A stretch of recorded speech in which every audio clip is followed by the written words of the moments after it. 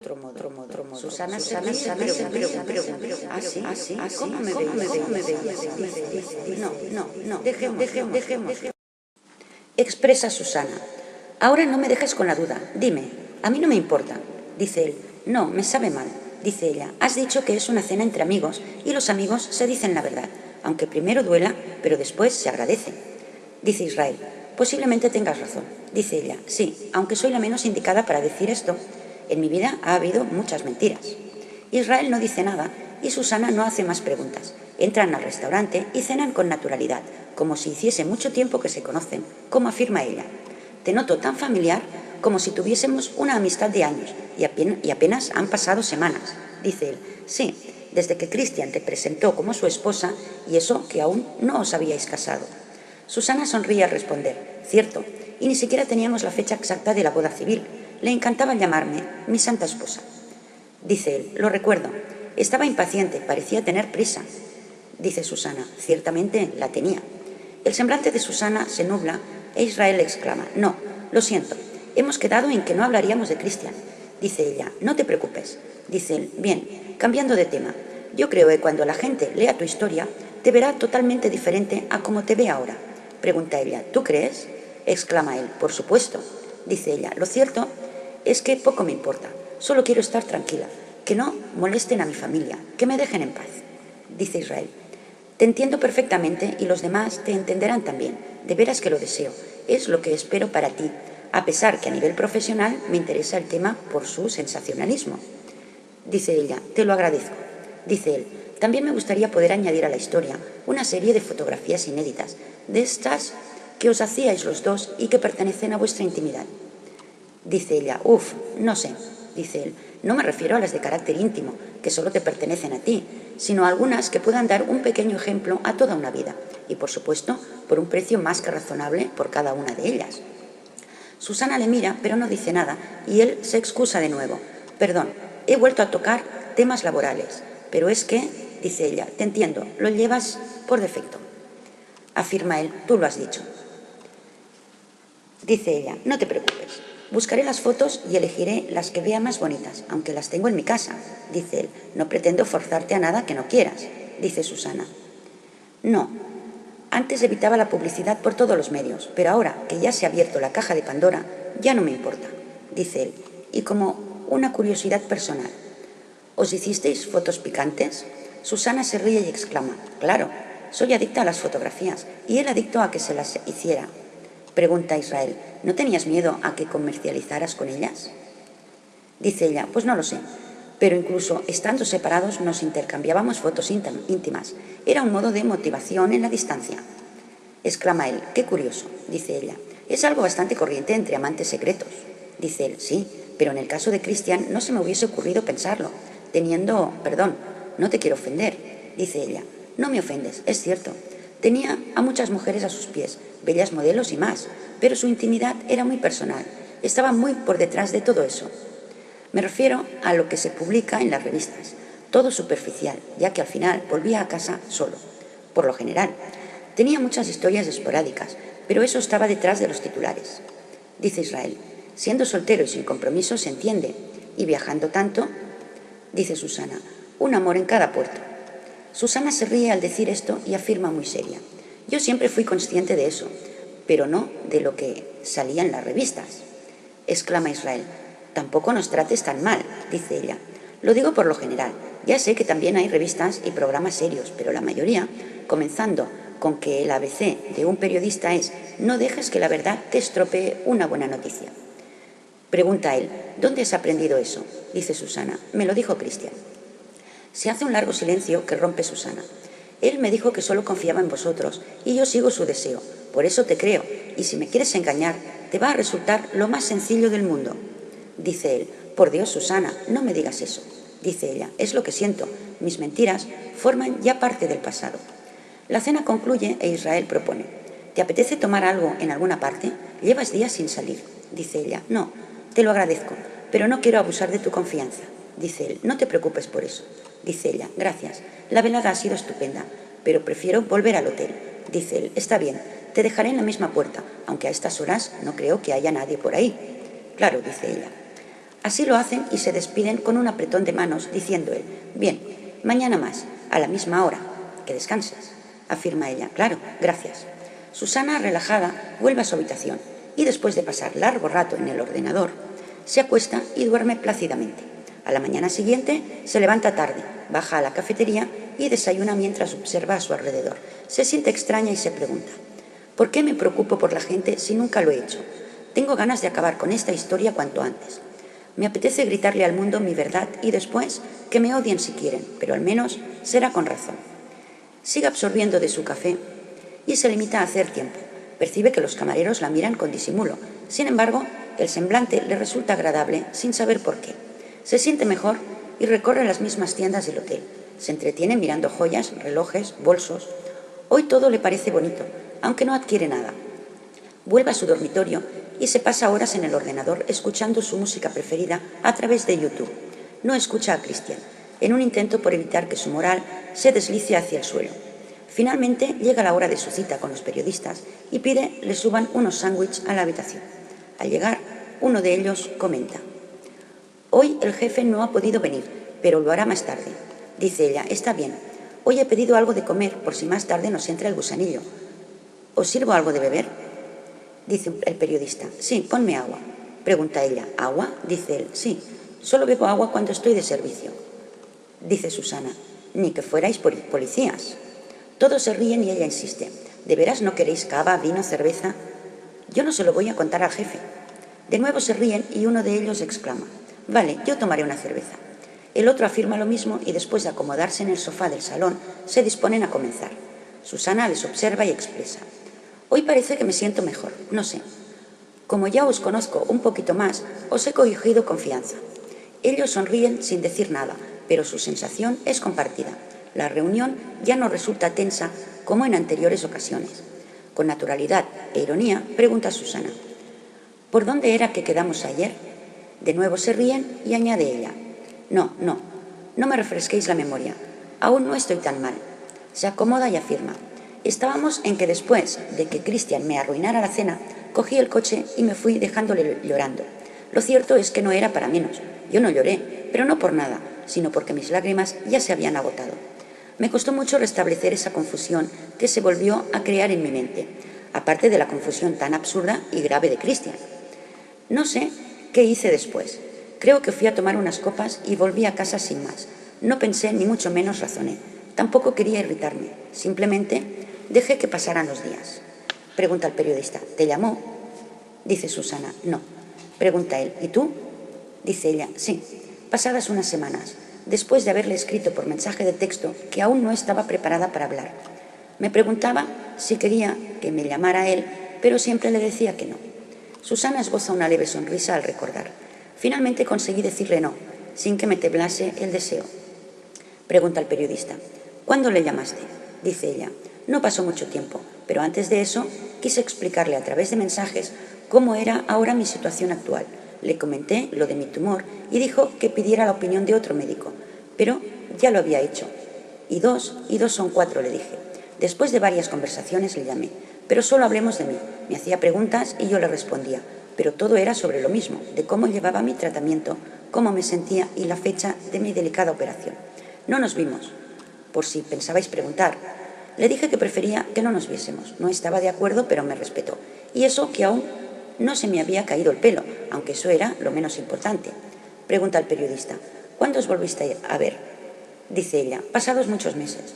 Estábamos en constante contacto, pero no me apetecía verle. No sé, había algo que no puedo explicar y que me impedía verle.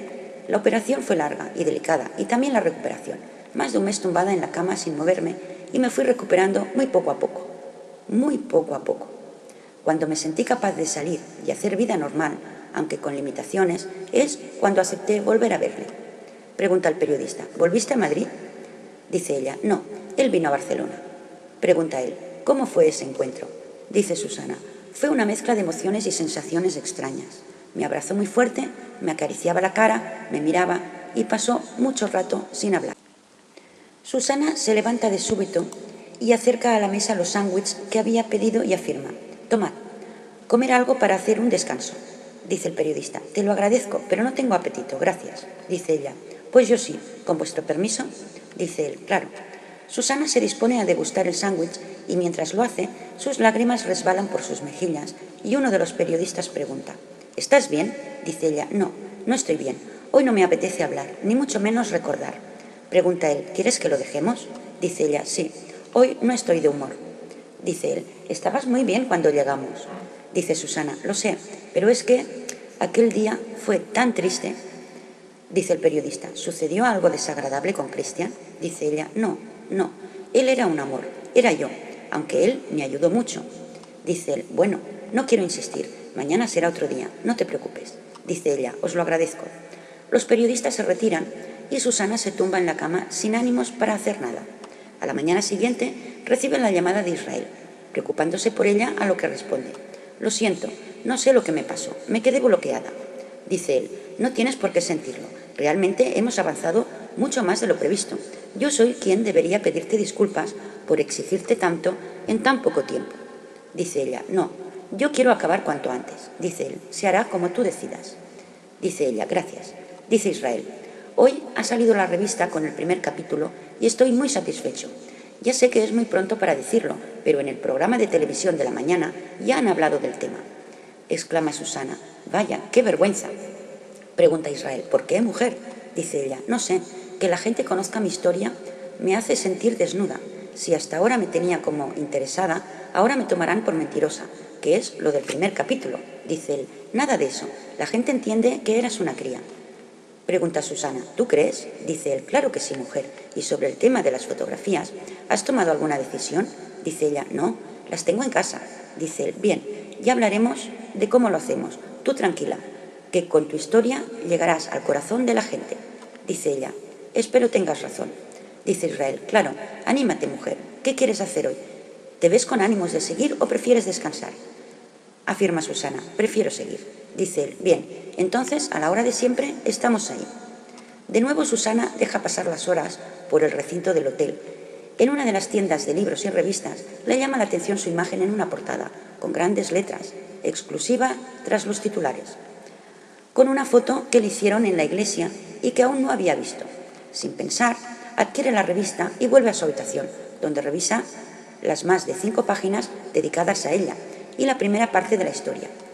Queda sobrecogida y parece que es ahora cuando comienza a hacerse consciente de su actual situación, que lejos de tranquilizarla, se siente con más temores que nunca, comprendiendo que esto no va a terminar con la rapidez que imaginaba. Respira hondo y se dice, si veo que no puedo soportarlo, me iré lejos, donde nadie me conozca, donde nadie altere mi paz. Más tarde llega Israel con los periodistas que la colman de halagos y felicitaciones, aunque ella no entiende muy bien por qué. Solo en una mañana y ya se han vendido más del 50% de una edición normal. Está siendo un éxito tremendo, dice Susana. El mérito no es mío, sois vosotros quienes dirigís la revista. Dice Israel, sí, pero se vende porque tú eres la protagonista. Toma, te he traído un ejemplar para que lo veas. Dice ella, sí, ya lo he comprado en la librería del hotel. Dice Israel, no tenías por qué, solo has de pedírmelo. Susana se encoge de hombros y añade, no sabía que iba a salir en la portada. Dice él, ¿cómo no? Eres el personaje más importante del momento. Dice Susana, creí que esto iba a terminar pronto, pero ya veo que va para largo. Dice Israel, cuanto más tiempo estés en el candelero, mejor. Dice ella, sí, mucho mejor, para vosotros. Dice él, y para ti, esto te va a aportar unos beneficios incalculables. Pregunta Susana, ¿y para qué? Decidme, ¿para qué? Se hace un tenso silencio y está claro que no comparten las mismas ilusiones. Susana se dispone a servir unas cervezas y se acomoda en el sofá a la espera que acondicionen las grabadoras y repita la habitual pregunta, ¿por dónde íbamos? Recuerda el periodista, cuando volviste a verle después de tu enfermedad. Dice ella, cierto, aquel encuentro tan extraño, pero no por él, sino por mí. Yo ya no era la misma, tenía muchas limitaciones, secuelas que habían dejado mella en mi cuerpo. Pregunta él, ¿te refieres al pelo? Dice ella, entre otras cosas, el pelo es temporal y lo cubría con una peluca muy parecida a mi pelo, pero mi cuerpo ya no era el mismo, ni lo volvería a ser. Me sentía muy limitada y muy acomplejada también. Pregunta el periodista, ¿Puedes explicar eso? Dice ella. Prefiero no hacerlo. Pregunta él. ¿Cristian lo sabía? Dice ella. Sí. Y me animaba intentando darme consuelo, pero no lo conseguía. Hablemos mucho, sobre todo de nosotros, pero su ilusión ya no era compartida. Sin embargo, él no cesaba de hablar, o más bien de soñar. Dijo que en cuanto estuviese del todo recuperada, iríamos a Alicante en busca del rincón de nuestros sueños. Quería comenzar en nuestra casa como si de una página en blanco se tratase. Se ilusionaba con todo y solo esperaba una respuesta mía que no llegaba. Nos acostemos juntos, pero yo apenas me quité la ropa. Me quedé con una larga camiseta y un legging y evitaba que me tocara. Él no entendía por qué, pero lo respetaba todo. Confiaba en que el tiempo me ayudaría a superar estas manías, como solía decir.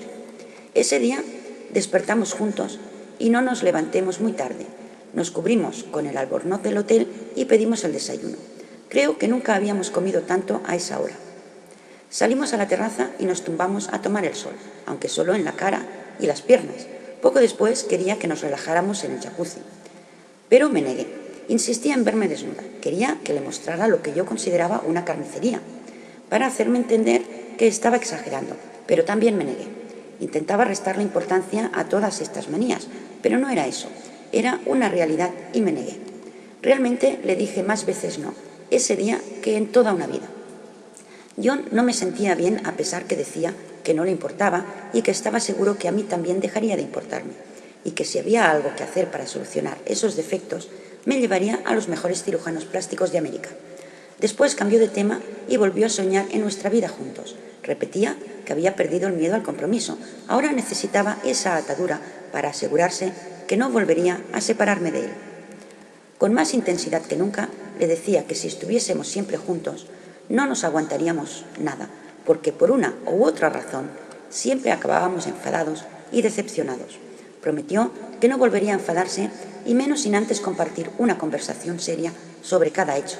Juró que no volvería a permitir más confusiones ni malentendidos. He aprendido muy bien la lección, dijo. Pregunta el periodista. ¿Pasasteis el día en el hotel? Dice Susana. No. Más tarde salimos a la calle.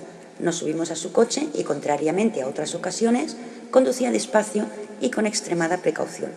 Volvió a dirigirse hacia la costa, observando el mar, y bromeó. ¿Quieres que siga hasta el hotel rural rodeado de girasoles? Me eché a reír comentando que estaba muy lejos y no había reservado habitación. Después preguntó si quería que fuésemos a mi casa. Volví a reírme y le dije que no. Mi casa es más pequeña que la suite del hotel. Dijo que no le importaba, que quería conocer mi casa, mi entorno y mis amigos. Supongo que el desacierto lo notó en mi cara, porque afirmó que no me había dado una buena idea. Me sentí mal. Estaba echando en saco roto todo lo que hacía y decía. Solo le dije que simplemente no era el momento. Sin embargo, era algo que había soñado hacía años y ahora que podría hacerse realidad, ya no lo deseaba. Quizá estaba ya demasiado acostumbrada al riguroso secreto que no podía concebir nuestra relación de otro modo. Pregunta el periodista. ¿Qué hicisteis entonces? Dice Susana. Se paró junto al mar, muy cerca del pueblo en que vivo, y dijo, bueno, si no podemos ir a tu casa, te diré aquí lo que pensaba decirte allí. Me sorprendí y pregunté de qué se trataba y respondió, es algo que se dice sin palabras. Sacó algo de su bolsillo a la vez que cogió una de mis manos con suma delicadeza. Casi sin darme cuenta, había dejado deslizar un precioso anillo en mi dedo. Lo miré y no dijo nada. Sin querer, resbalaron unas lágrimas por mis mejillas, cuyo motivo es difícil de explicar. Emoción, alegría, miedo, no lo sé. Quizá miedo a que todo eso lo hiciese motivado por la pena. Cristian tampoco dijo nada, solo me miraba y mantenía mi otra mano aprisionada junto a su pecho. Dice el periodista, ¿qué le contestaste? Dice Susana, nada. Un rato después preguntó si me gustaba y solo afirmé con la cabeza. Dijo que era un compromiso, pero que no quería que me sintiese comprometida. Dijo que me tomara mi tiempo y que le pedía a Dios que lo acepte, y después de una tierna sonrisa dijo que el anillo no tenía opción a devolución. Entre lágrimas también me hizo sonreír. Nos abrazamos muy fuerte y le susurré que tenía miedo, mucho miedo. Su abrazo era cada vez más reconfortante y me susurró al oído.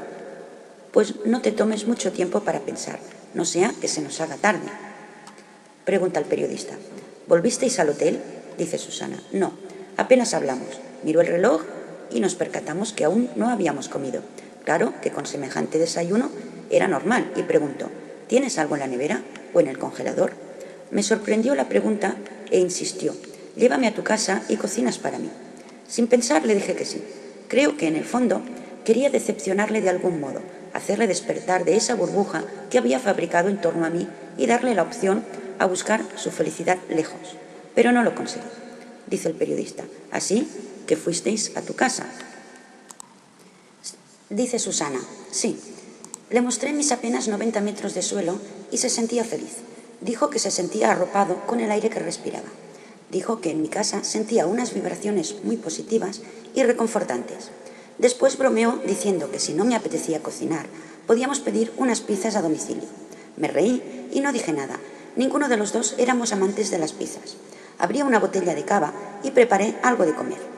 Hice huevos rellenos con ensalada de bacalao, todo fresquito, muy apropiado para el calor que hacía a media tarde. De ese modo no lo había comido nunca y le encantaron. Al menos eso me dijo. Pasemos largo rato hablando de mis pequeñas cosas. Tenía mucha curiosidad. Miraba todo lo que había en el interior del baúl de mis recuerdos. Pregunta el periodista: ¿eran recuerdos relacionados con Cristian? Dice ella: en su mayoría sí. Entradas de sus actuaciones de antaño, un sinfín de fotografías y autógrafos, incluso rollos de cinta de los antiguos carretes, carteles que había arrancado de las paredes de la calle anunciando su próxima actuación, recortes de revistas y, por supuesto, sus discos de vinilo, y bromeó: está todo el siglo pasado metido aquí dentro. Volvió a sentarse a mi lado y dijo: ciertamente nunca me olvidaste, como yo tampoco lo hice. No sé hasta qué punto eso era cierto, pero ya no importaba, y volvió a insistir: no quiero volver a separarme de ti, quiero que nos unan para siempre. ¿Quién?, le pregunté, y me dice él: las leyes de Dios. Ante mi expresión de sorpresa matizó: el matrimonio. Y yo le exclamé: no seas loco. Me miró con decepción y dijo que nunca había sentido esa fuerte necesidad y ese temor a que se hiciese tarde. Yo seguía en mis 13, que no iba a durar mucho. Por una otra razón nos separaríamos, y afirmó muy serio: dure un año, un mes o solo un día, para mí habrá valido la pena. Creo que fue la primera vez que me dijo te quiero. Pregunta el periodista: ¿finalmente aceptaste? Dice Susana: aún no. Yo estaba llena de dudas por mi futuro incierto, o mejor dicho, sin futuro. Pregunta el periodista: ¿se quedó esa noche en tu casa? Dice ella: no, él volvió a Madrid. Yo debía seguir con mis controles médicos y una recaída. Cristian me llamaba constantemente y sí, incluso hasta el punto de hacerse pesado, aunque no me importaba. Me enviaba constantes mensajes y emails con fotografías de casas en Alicante, y cuando encontrase la que me guste iríamos a verla. Todas eran preciosas, no podía decir una es mejor que la otra, todas junto al mar y retiradas de la ciudad, pero lo bastante cerca como para llegar al centro dando un paseo. Poco a poco me fui ilusionando y yo le enviaba fotografías de muebles, lámparas y cosas así. Dice él: ¿y finalmente comprasteis la casa? Dice Susana: no, era de alquiler. Acordamos que viviríamos allí un tiempo para comprobar si realmente nos sentíamos en su interior como en la casa de nuestros sueños. Dice Israel: ¿la llegasteis a estrenar? Dice ella: no, ni siquiera a terminar de acondicionar. Lo dejamos para después del viaje de novios. Pregunta el periodista: ¿dónde pensabais ir? Dice ella: a alguna isla caribeña, alejados de todo y de todos. Sabíamos que después de la boda no nos dejarían tranquilos si nos quedábamos aquí. Pregunta él: ¿qué pasó después? Dice ella: comencé a buscar un bonito vestido de novia. Me costó muchísimo decidirme, me gustaban casi todos. Al final opté por uno no tan suntuoso y principesco como los que parecían quitarme el hipo, y no quería llamar más la atención que él. Dice el periodista: entonces ya le habías confirmado que te casabas. ¿Cuándo y cómo fue? Matiza ella: en realidad no se lo confirmé en ningún momento. Nos limitamos a ir a ver la casa, elegir el vestido. No sé, estaba claro que había aceptado sin decir nada. Pregunta el periodista: ¿quién decidió el lugar de la boda? Dice ella: todo fue entre los dos. Barajemos varios lugares donde se pudiese mantener el secreto del enlace. Pregunta el periodista: ¿te habló Cristian de la exclusiva? Dice ella: inicialmente no. No quería ni exclusivas ni prensa. Lo quería todo en riguroso secreto, los testigos y nosotros. Dice él: o sea, tu hijo y Celine. Dice ella: exacto. Pero eso ya lo sabéis. hicisteis un largo reportaje. Dice Israel: cierto, pero los lectores no conocen lo que hay tras los titulares y forma parte de tu historia. Afirma Susana: claro. Pregunta Israel: ¿cómo cambió de opinión? Dice ella: le dije que al principio sí, pero acabaría haciéndose público, ya que la boda por la iglesia sería imposible ocultar. Vendrían revistas y audiencias a costa de su imagen y lo harían tanto sus simpatizantes como los que no. Así que si vendía la exclusiva, aparte de los beneficios que nos ayudaría a hacer frente a todos los gastos que se avecinaban, también nos ayudarían a controlar a la otra prensa. Así que prácticamente le convencí. Pregunta Israel: ¿quién optó por nuestra revista? Dice Susana: él. Dijo que era la única en la que confiaba por su seriedad y veracidad en sus artículos, ya que en otras revistas manipulan las preguntas y respuestas para aumentar su sensacionalismo. Christian se encargó de todo lo referente a vosotros y también de contratar la agencia que debía encargarse de todo lo referente al enlace, la iglesia, el restaurante, las invitaciones, las flores, en fin, todo. No quería que me preocupase por nada, salvo del vestido y en ponerme guapa. Pregunta el periodista: ¿cómo decidisteis la fecha? Dice Susana: al azar. Exclama Israel: ¿al azar? ¿Echasteis una moneda? Susana se ríe al responder: no, fue como un juego. Cogimos un calendario y nombrábamos nuestros números preferidos, hasta coincidir con uno que cayera en domingo. De súbito Susana palidece y el periodista afirma: sí, finalmente se adelantó. Afirma Susana: así es. Dice él: pero después de la boda civil volviste a Barcelona. Dice ella: sí, sabía que la exclusiva no saldría hasta la próxima semana y quise aprovechar para despedirme de mis amigos y anunciar que me casaba, aunque no dije con quién. Pregunta el periodista: ¿tu despedida de soltera? Dice ella: fue una despedida distinta. Una porque oficialmente ya estaba casada y otra porque reuní indistintamente a amigas y amigos. Pregunta él: ¿qué opinaron ellos? Dice Susana: todos muy sorprendidos, y eso que nadie sospechaba que fuese Christian, que a lo mejor se sorprende más o no, ya que sabían de mi debilidad por él, aunque solo como artista.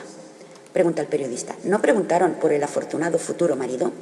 Dice ella: sí, iba respondiendo a todas las preguntas, solo me inventé un nombre, el resto todo verdad, su edad, que estaba retirado, que lo conocía de antaño, dónde nos casábamos y dónde nos iríamos a vivir. Pregunta el periodista: ¿les invitaste a la boda? Dice ella: a algunos sí, otros sabía que no podrían desplazarse a Madrid. Pregunta el periodista: ¿y tu familia?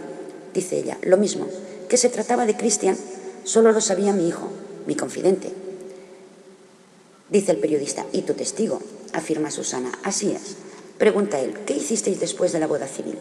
Susana se ríe al responder: ir a comer una mariscada. Volvimos a su casa y por la noche invitó a muchos amigos, pero no les dijo que se había casado, solo dijo que celebraba ser tan feliz.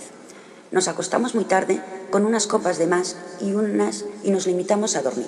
Al día siguiente apenas hicimos nada, solo descansar y darnos muchos mimos, y al día siguiente fui a Barcelona. Pregunta él: ¿por qué no te acompañó? Dice ella: debía revisar todo lo referente a la boda, entre ello estabais vosotros. Dice él: cierto, quedamos para ultimar algunos puntos sobre la exclusiva. Dice Susana: a mí también me faltaba algo que arreglar en mi casa, ya que de Madrid saldríamos hacia el otro continente. Pregunta el periodista: ¿cómo recibiste la fatal noticia? Dice Susana: estaba en el bar de copas que frecuentaba con asiduidad, pensando que pasaría mucho tiempo hasta volver a ese lugar. Era ya muy tarde, compartí charla con diversos amigos y recibí una llamada. Ya eran pasadas las 2 de la madrugada. Pregunta el periodista: ¿era Celine? Afirma Susana: sí. Me llamó llorando desconsolada. No podía escuchar ni entendía nada. Salí a la calle, la oía bien, pero seguía sin entenderla. Solo entendía mi nombre que repetía entre el llanto. Le insistía en que se calmara y me dijera lo que pensaba. Después comenzó a nombrar a Christian. Al escuchar su nombre me dio un vuelco el corazón. Por Dios, ¿qué pasa? ¿Qué le pasa a Christian? Le repetía, pero tardó en calmarse y dijo que se lo habían llevado. Dicho así, creí que la habían secuestrado y después de insistir con las mismas preguntas, dijo que al hospital. Mi corazón latía muy fuerte y siguió. Fue así, de repente, no podía respirar. Le dio un ataque al corazón. Le hice más preguntas, pero no sabía nada. Dijo que se dirigía al hospital y me volvería a llamar desde allí. Las lágrimas no dejaban de brotar por mis mejillas e intenté conservar la calma. Le pedí a Dios que no le pasara nada y quería confiar en que estaba en buenas manos y se recuperaría. Pregunta el periodista. ¿Qué dijeron tus amigos? Dice Susana. Me preguntaban, pero yo solo decía, no lo sé. Me fui precipitada hacia casa. Cogí mi equipaje, que ya tenía preparado, y fui al aeropuerto, a la espera del primer vuelo hacia Madrid. Solo alcancé a hablar con mi hijo, quien intentó calmarme. Dice el periodista. ¿No te volvió a llamar Céline? Dice Susana. Sí, aún estaba en el aeropuerto. Ella, más calmada, me explicó que estaba estable, que solo repetía mi nombre. Quería que fuese a su lado y que pase lo que pase, me vistiera de novia y acuda a la iglesia. Hemos de casarnos pronto antes de que se haga tarde. Es lo que no cesaba de repetir. Pregunta el periodista. ¿Crees que sabía que nos dejaba? Dice ella. No lo sé. Imagino que en esos últimos momentos sí debía saberlo. Quienes le oían creían que estaba delirando, por sus palabras sin sentido, salvo Céline, que me contó que le cogió de una mano y con dificultad le iba diciendo lo que debía hacer, que cumpliera su sueño, su último sueño, que me pusiera mi vestido de novia, muy guapa, y nos den la bendición del matrimonio. Cogí mi vuelo bastante calmada, ya que las palabras de Céline me habían tranquilizado, y solo deseaba llegar a su lado y no volver a separarme de Christian, nunca más. Fue Céline quien también se encargó de llamaros a vosotros y a su hijo, que estaba afincado en Centroamérica. Pregunta el periodista. ¿Qué pasó cuando llegaste al hospital? Dice Susana. Me encontré con un cuadro que nada tenía que ver con lo que había albergado mi mente durante el vuelo. Céline estaba en la sala de espera, sentada con las manos cubriéndose la cara, llorando desconsolada, con su marido a su lado, muy serio. Me acerqué a ella, posé mi mano sobre su hombro, me miró y se abalanzó sobre mí, abrazándome afligida. Tuve mucho miedo y no me atreví a preguntar, pero tuve que hacerlo y dije, ¿dónde está? Céline solo dijo, se lo han llevado. Un absurdo ápice de esperanza se apoderó de mí, pensando que se lo habían llevado al quirófano y solo nos quedaba esperar.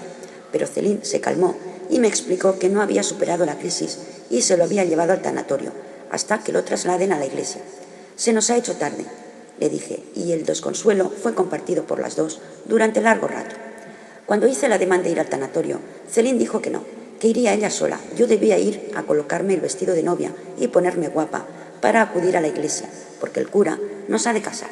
Es como él había expresado en su última voluntad. Yo no sabía qué hacer ni qué pensar. Mi mente estaba hecha un caos. Tardé bastante en entender, hasta que me lo explicó su representante, y vinisteis vosotros y me explicasteis con objetividad, y el resto ya lo sabéis, dice el periodista. Pero los lectores aún no, dice ella. Fui al hotel que habíais reservado para mí, donde me esperaban la peluquera y estilista que contratasteis, quienes me arreglaron y me ayudaron con el vestido. Y a la hora prevista vino a buscarme un coche que me trasladó hacia la iglesia, donde el cura nos casó y nos dio la bendición.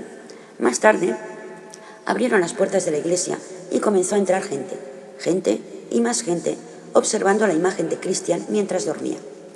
Los presentes se miran con cierta tristeza, sin decir nada durante largo rato, como si fuese un tributo a Christian, manteniendo mucho más que un minuto de silencio. Susana suspira con profundidad y musita con timidez. Ya está, ¿no? Nadie responde e insiste. ¿Tenéis alguna pregunta más que hacerme?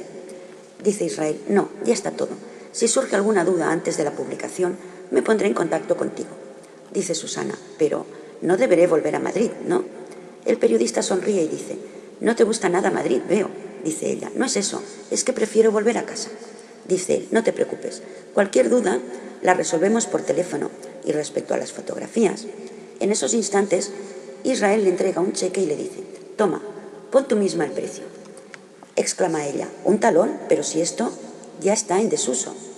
Dice Israel, es posible, pero aún funciona. Las fotos puedes mandarlas por email. Tranquila, que no te haré volver a Madrid. Afirma Susana, te lo agradezco. Dice él, no mujer, tú eres quien pones las condiciones. Dice ella, gracias. Dice él, no sé si has revisado tu cuenta, pero tienes ingresada la totalidad de la exclusiva. Se te irá ingresando la comisión de las ventas y sobre el cheque tú decides. Afirma ella, está bien. Dice él, seguiremos en contacto. Dice Susana, claro. Pregunta Israel, ¿cuándo piensas volver a Barcelona? Dice ella, mañana, a la hora que haya menos gente. Israel se ríe y dice, en el aeropuerto siempre hay mucha gente. Dice Susana, claro, qué tonta soy. ¿Cómo puedo irme entonces? Dice él, en AVE sería el mismo problema. Si quieres, te reservo un coche de alquiler, pero lo más rápido es el avión. Mientras se levanta, Israel concluye, piénsalo y cuando te decidas, me llamas. Los periodistas salen de la estancia con satisfacción y el convencimiento que esta historia les hará vender muchas ediciones. Susana se cambia de ropa y decide bajar al restaurante, donde cena con una gran sensación de alivio. Al sentarse frente a la mesa, el camarero la saluda y le expresa a la vez que le tiende la carta del menú: «Mis felicitaciones». Ella lo mira con cierta sorpresa y el camarero matiza: «Por la publicación en la revista para la que trabaja ha sido récord de ventas, ya que se han agotado». Dice sorprendida Susana: «¿Ah, sí? Pues no me había enterado, y eso que he pasado horas con el jefe de prensa». Dice el camarero: «Incluso he oído que están preparando una nueva edición para mañana». Dice Susana: «Qué bien, muchas gracias por la información». Después de pedir el menú, se acerca a su mesa el maître, quien le comunica que está agradecido de tenerla en este hotel y que la cena de esta noche corre a cuenta de la casa. Susana no entiende nada, pero no hace preguntas, se limita a comer y observa a su alrededor y aprecia un bienestar que parece respirarse en el mismo aire. Ya no se siente observada maliciosamente por los demás comensales y se pregunta: ¿qué ha podido cambiar? No creo que sea mi historia, ya que solo se ha publicado el primer capítulo, y apenas creo que llegue a cuando tenía 15 años. Después de cenar, se acerca a la barra de los camareros, donde les agradece la invitación y le anuncian: «Si le apetece, puede tomar unas copas en el piano bar, por gentileza del hotel. Nos sentiríamos muy complacidos». Dice ella: «Sí, gracias. Tomaré algo». Dice el camarero: «Lo que guste». No era esa su idea, pero no podía rechazar una invitación con tan esmerada amabilidad. Se dirige al piano bar acomodándose en un taburete de la barra, mientras el camarero le sirve la bebida y le indica: «Le recuerdo que todo lo que quiera tomar es a cuenta de la casa». Dice ella: «Sí, gracias. Ya me han dicho que estoy invitada a una copa». Le reitera el camarero: «No, a todo lo que usted quiera». Entre sorbo y sorbo, baraja los motivos de tales atenciones y piensa: quizás saben que me voy mañana y es una forma de despedida, o que la revista ha pagado por este comportamiento para hacerme sentir bien e irme con buen sabor de boca. Quizá coincide con un aniversario del hotel e invitan a todos sus clientes. El camarero interrumpe sus pensamientos.